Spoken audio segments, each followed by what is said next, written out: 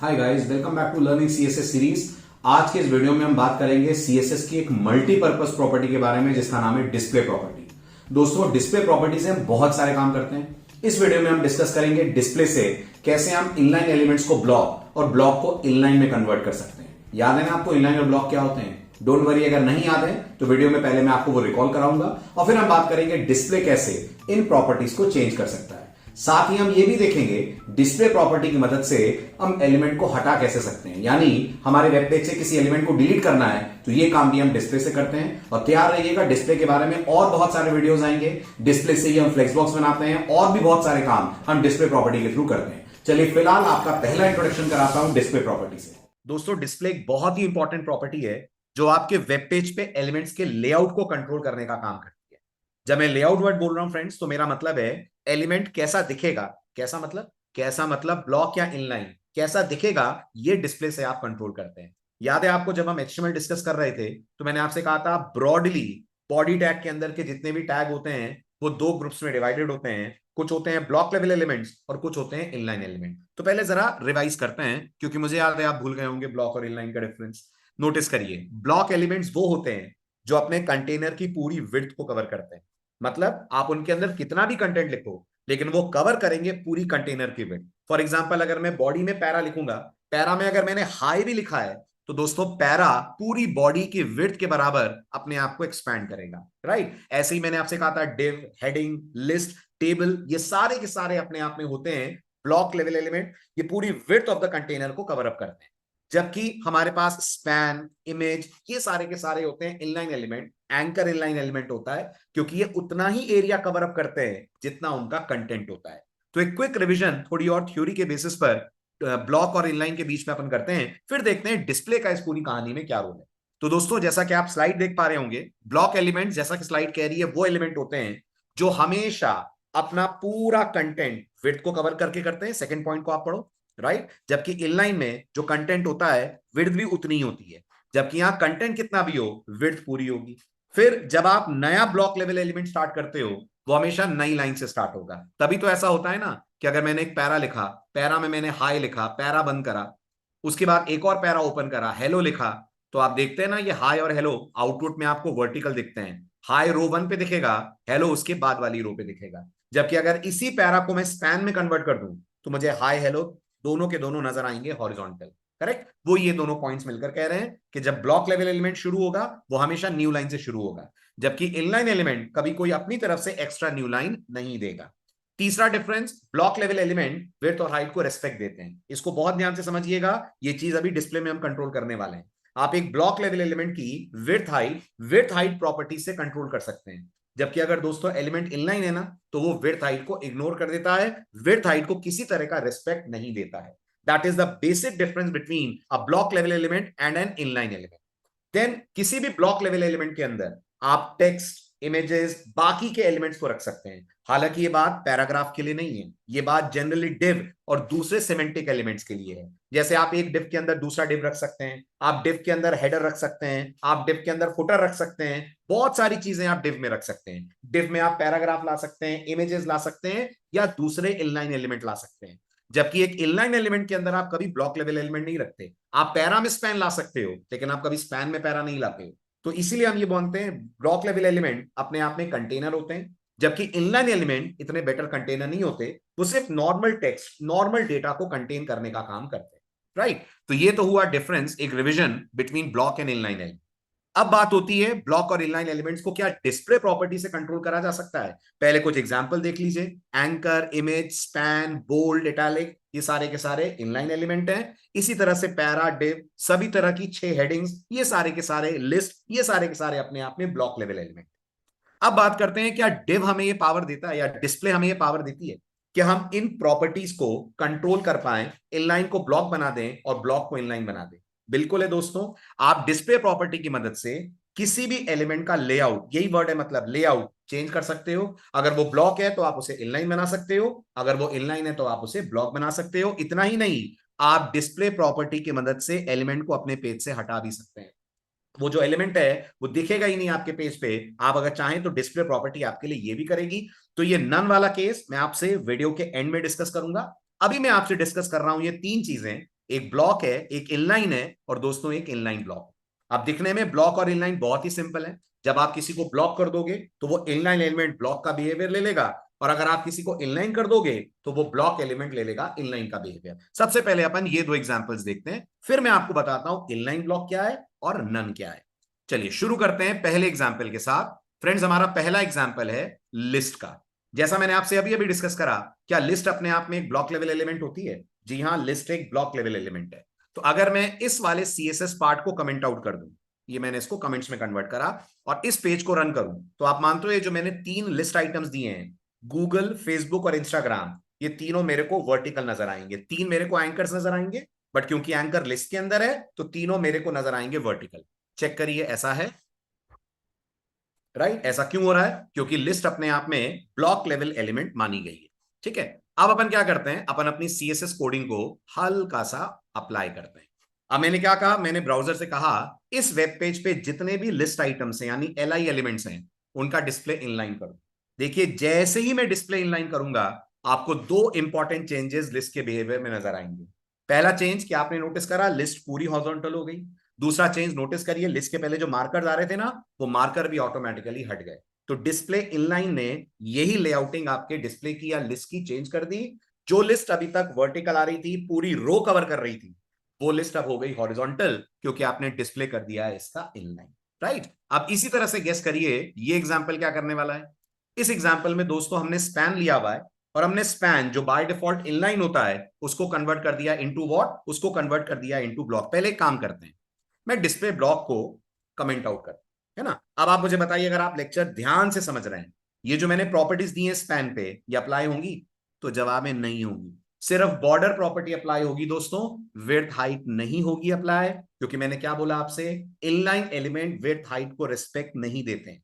तो आप देखिएगा नीचे जो आपको स्पैन दिख रहे हैं, कितने स्पैन लिए मैंने? 3 स्पैन लिए ना, first span, second span, third span. ये स्पैन हॉरिजॉन्टल आएंगे क्योंकि वो इनलाइन है, इन पे बॉर्डर भी आएगा, लेकिन आप देखना ये कोई 200 की विड्थ नहीं ले पाएंगे, ना हाइट ले पाएंगे, क्योंकि ये बाय डिफॉल्ट इनलाइन है। इनलाइन रिस्पेक्ट नहीं देता है विड्थ और हाइट को। Have a look at the output. ये हमारे पेज का आउटपुट है। अब आप देखो, सारे हॉरिजॉन्टल आ रहे हैं और कोई विड्थ हाइट 200 की इनको नहीं मिल रही है। बट जैसे ही आप इसको अनकमेंट करोगे और पेज सेव करोगे, आपको एक ड्रास्टिक चेंज दिखेगा। नोटिस करिए, जैसे ही मैंने सेव करा, कुछ डिफरेंस दिखा। जो हॉरिजॉन्टल आ रहे थे वो वर्टिकल तो हो ही गए, साथ में विड्थ हाइट को रेस्पेक्ट देना उन्होंने स्टार्ट कर दिया।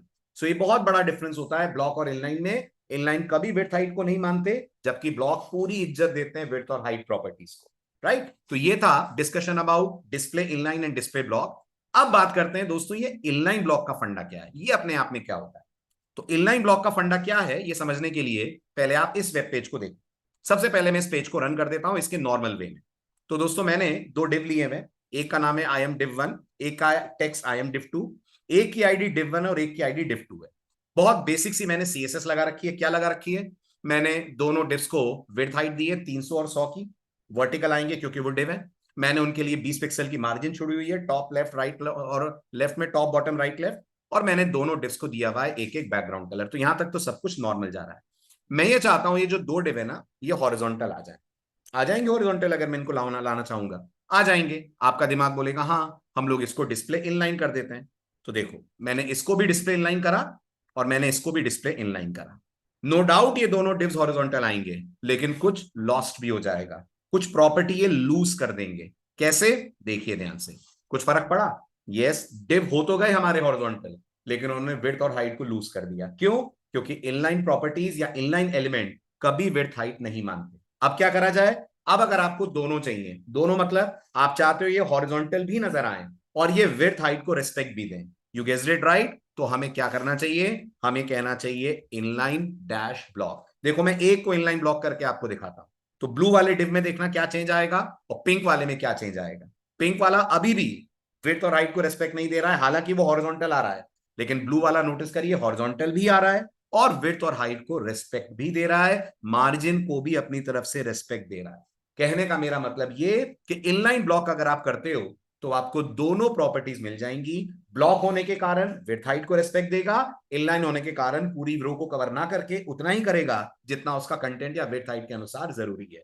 तो इसको भी अपन कर देते हैं इनलाइन ब्लॉक, और ये हमारा पिंक वाला डिव भी हो जाएगा हॉरिजॉन्टल। क्लियर? तो this was all about 3 values of display, block, inline and inline block. अब बात करते हैं डिस्प्ले कोलन नन, ये क्या है? और इसका बहुत कॉमन तौर पे इंटरव्यू में कंपैरिजन होता है एक और प्रॉपर्टी से दोस्तों, जिसका नाम होता है विजिबिलिटी प्रॉपर्टी।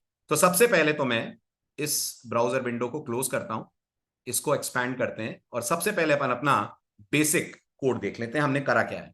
तो मैंने अपने वेब पेज में 3 डिव लिए हैं, हालांकि है एक हेडिंग भी, बट हेडिंग पे कुछ खास नहीं है। हेडिंग को मैंने बाय डिफॉल्ट सेंटर अलाइन करा हुआ है और हेडिंग को कुछ बैकग्राउंड कलर लाइट येलो सा दिया हुआ है। आप तो डिव पे ध्यान दो।